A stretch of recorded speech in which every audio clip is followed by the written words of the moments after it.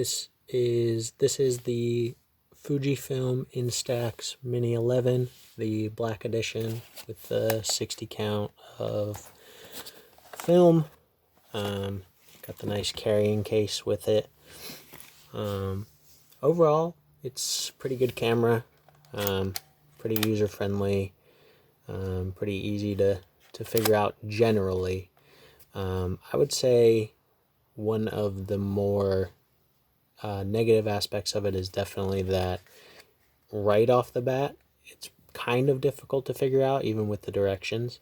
Once you get the hang of it, it's rather easy to use, but right when you get it, it's a little bit of a tricky one. Good size, nothing too crazy. It's easy to carry around with this bag, and it takes good quality pictures. Overall, I would definitely recommend it. Good camera. Fujifilm Instax Mini 11.